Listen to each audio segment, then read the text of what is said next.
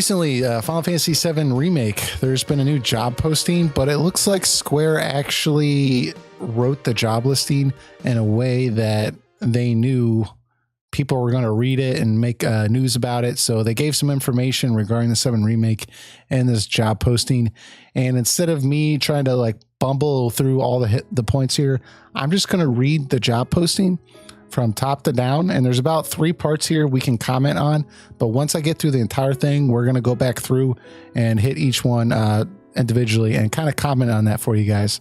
So, but like I said, I'm going to read through this whole thing right now. It's not too long, but just forewarning here. So first off, it says they're looking for battle planners. So battle system planning and specifications that combines command and action elements. They want someone who can brainstorm ideas for enemies and bosses and construct an environment that includes setting parameters that fit players' growth. Also, they want a level planner. So they want the level planner to be able to have workflow construction for location production, brainstorming level designs for each location, and implementation of data using Unreal Engine 4. Then they go on to say that with the announcement of a remake of said Final Fantasy VII, Square Enix says that because of its massive reaction, they've made it their goal for making a new creation and not just a simple remake. The remake is being produced internally, and after 20 years since the original work, there are many top-ranking staff in the industry today who worked on Final Fantasy VII, and they're gathering together for the project, which has begun its full-scale production to become a title that surpasses the original work. Together with top creators, though, those who are recruited will take on the challenge. It is more difficult than simply creating a new title. And of course, with this, the creators will grow and work on something that will impact the world. While staying true to the existing concepts that fans hold dearly, they'll create a new world as part of a project that can only be done at Square Enix, and it is waiting for you. So this is the job posting, and there's a lot of information there. It wasn't just like, yeah, we need interns. Like this was actually had some very insightful information, I think. So like, first off, we have the battle planner. It says battle system planning specifications that combine command and action elements. Obviously, if there's any doubt at all with the recent changes, it's definitely action, right? If it says combines command and action elements. But what threw me off was brainstorm ideas for enemies and bosses. That tells me that this thing is very, very early. It sounds just like Crisis Core in like every way. I mean, like Crisis Core was a grounded game where you move your character around and you dodge and you hit commands or use magic with like the D-pad and moved around with the analog. I mean, this just sounds like Crisis Core in every way. And if they're talking about just like they want to like recreate the entire game, it's like, are you gonna make it different enough that we can call it Final Fantasy 16 or? Well, I've thought about, would they do that? Just like come out with an announcement, and it's like just like they did with Final Fantasy Versus 13 and 15. It was Final Fantasy 7 Remake. Now it's Final Fantasy 16.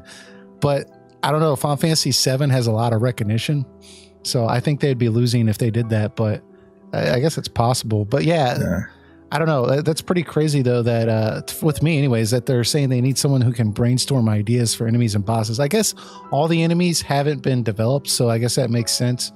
But construct an environment that includes setting parameters that fits player growth. I mean, I felt like I thought they pretty much had the battle system pretty much worked out by now to some degree.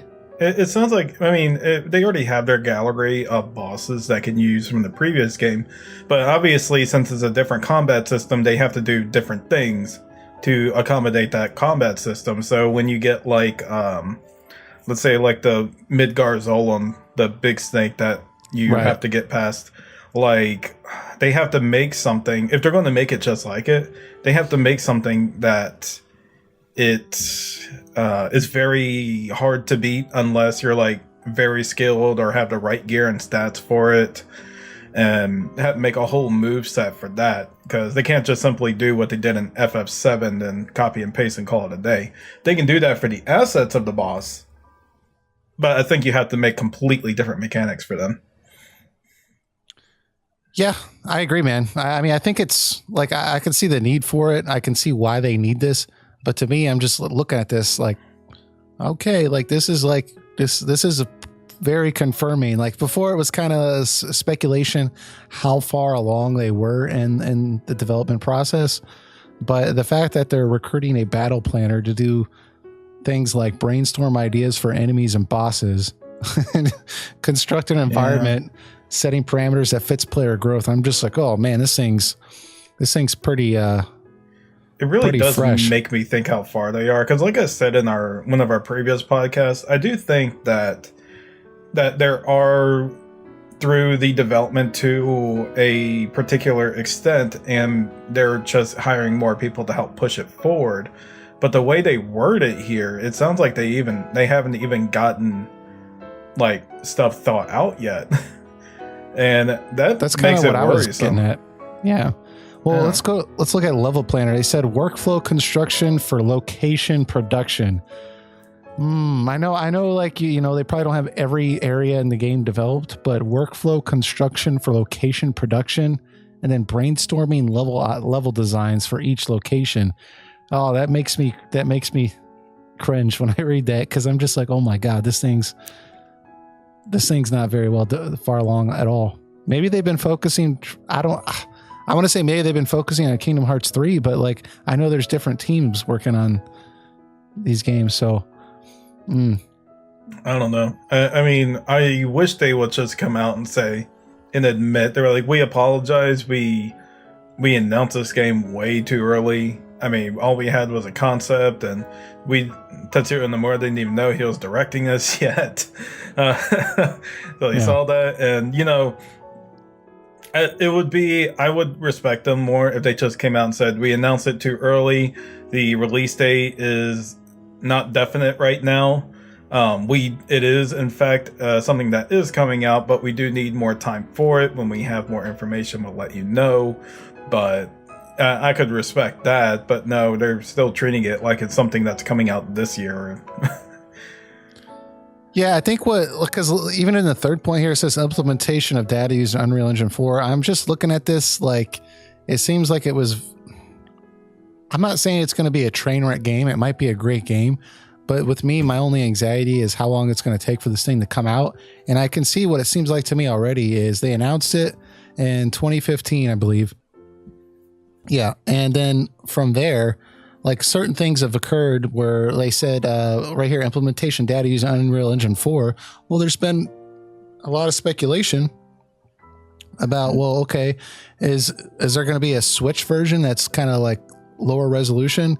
Well, that might be possible, you know. So now they're sitting there looking at that, and then also, well, the PS5's coming out. Should we just hold off for that? Well, it's going to be multiple episodes. Well, you know, like what are we going to do? Well, Final Fantasy 15, the whole open world thing, it was kind of hit or miss. I mean, like, I feel like there's been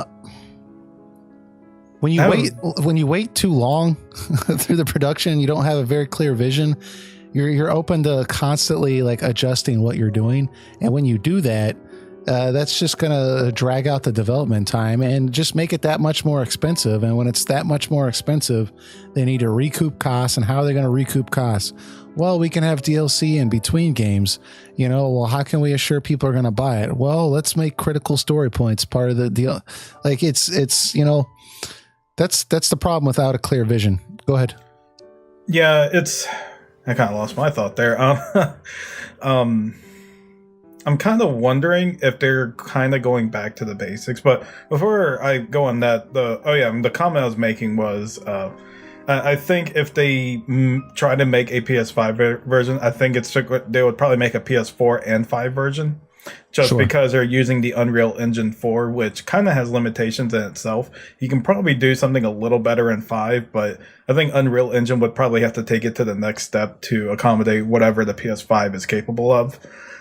So I think they'll probably make a different like versions for both. Or there's depending rumors on their 3 games that they're making. If that's even a thing now. Now there's rumors, this is just a rumor, so I'm just speculation here, but there's rumors that with the PS5, one thing Sony's been working on is they want to be able to have PS5 games that can play on a PS4 and vice versa. But like it's the PS5 game wouldn't look like a PS5 game on the PS4, right? It'd be kind of like more like with your PC where you can up the quality of the game, right? So I'm playing Witcher 3 right now. I have it on ultra settings. That might be the PS5 setting. I mean, I don't know how feasible that is because we would be talking about more things than just graphics, right? Like crowd sizes and stuff like that.